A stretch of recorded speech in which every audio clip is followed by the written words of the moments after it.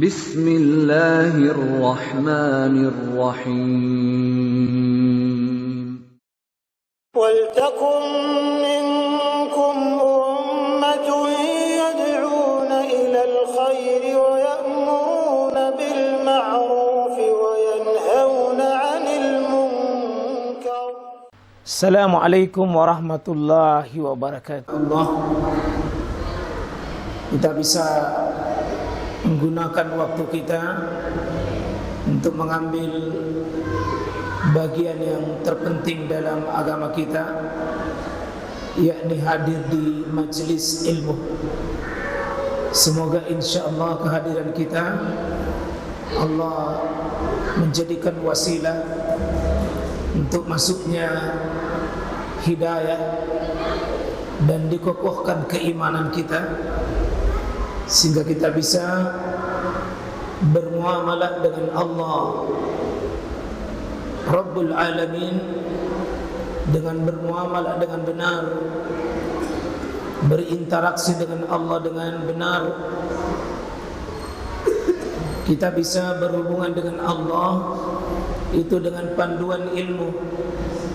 Kita berbuat sesuai dengan maunya Allah Subhanahu wa ta'ala, bukan berdasarkan maunya kita, bukan berdasarkan selera dan perasaan kita. Tapi beragama ini harus dipandu dengan wahyu, dipandu dengan aturan ilmu. Karena tidak mungkin seorang muslim bisa beramal soleh, tidak mungkin bisa beriman kalau tidak dengan panduan ilmu. Karena itu duduk di majelis ilmu dipaksakan Bapak.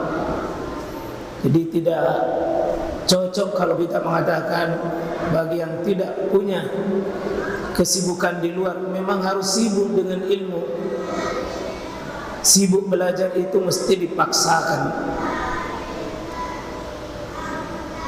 Jadi jangan di luar itu dianggap kesibukan, tetapi belajar tidak dianggap kesibukan.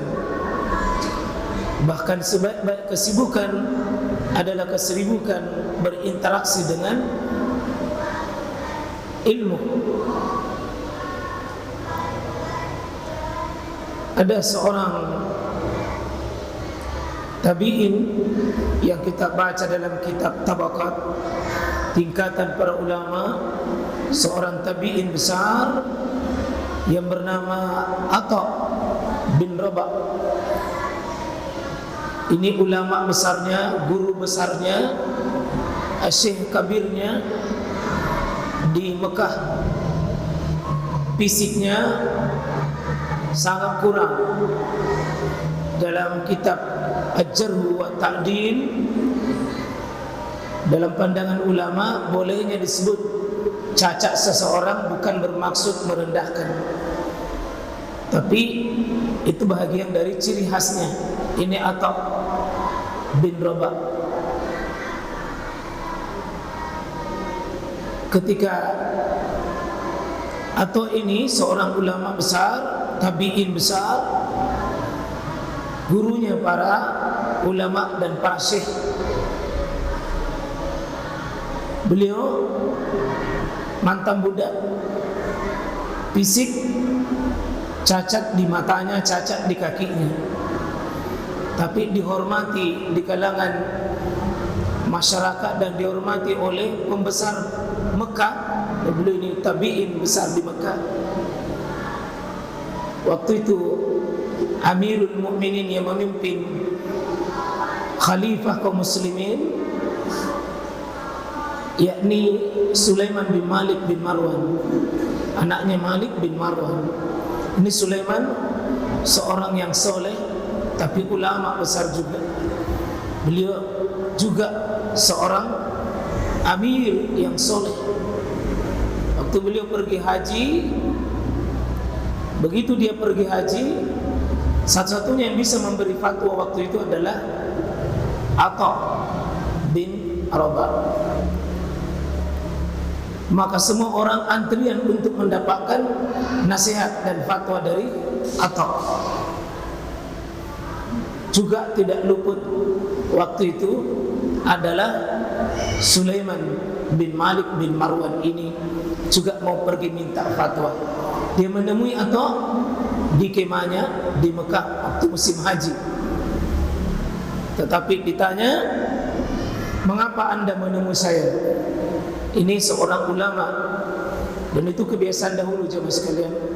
Khalifah-khalifah itu selalu ada penasehatnya di kalangan ulama dan betul-betul berfungsi. Ya, coba itu sudah kebiasaan. Dan ini dihormati Atha. Ketika presiden mau mengambil fatwa, ditanya, apa ini fatwa untuk pribadi atau fatwa untuk kaum muslimin? Kata presiden, yakni Sulaiman bin Malik bin Marwan, ini fatwa untuk pribadiku. Kata beliau, maaf, bukan tempatnya di sini. Harus antri di belakang bersama antriannya kaum muslimin. Padahal Atha waktu itu digaji oleh Malik. Sulaiman bin Malik bin Marwan digaji, kasih gajinya. Tapi dia bilang, maaf, kalau kepentingan pribadi tak, bukan tempatnya di sini. Kalau kepentingannya negara, di sini tempatnya. Kalau pribadi tak, antri ke belakang. Nih, coba, tidak mungkin Atha bin Rabah ini berani mengambil begini, Pak. Kalau bukan keimanannya, bukan karena ilmunya. Karena dia takut kepada Allah Subhanahu wa taala. Maka antri itu presiden bersama dengan kaum muslimin karena pribadinya. Marah ajudannya dan marah anak-anaknya, marah istrinya karena antrian itu di situ. Hampir para ajudan ini dan keluarganya dan anak-anaknya mau marah, tapi waktu itu Sulaiman bin Malik bin Marwan ini mengatakan, wallahi demi Allah, anakku, istriku, keluargaku, jangan pernah kau marah, karena Sulaiman sendiri tidak marah kepada Atha. Jangan kau marah.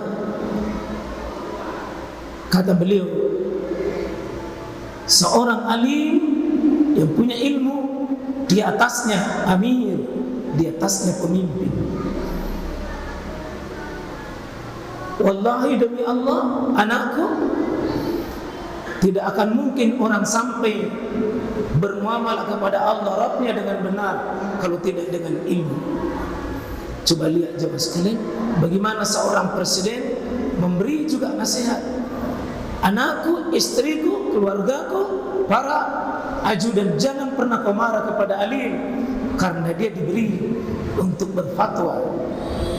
Saya sendiri tidak marah kepada dia, maka engkau jangan marah. Sudah benar itu tindakannya. Nah, kira-kira kalau zaman sekarang Pak, ya, berani maki, ya. Dan kata beliau, tidak mungkin bisa atau mengambil begitu kalau bukan ilmunya yang benar. Dan tidak mungkin Sulaiman bin Malik bin Marwan berani begitu kalau bukan dengan ilmu. Ini saya mengajak Pak, tidak boleh main-main dengan ilmu, karena hanya dengan begitu seorang muslim bisa mengantarkan dirinya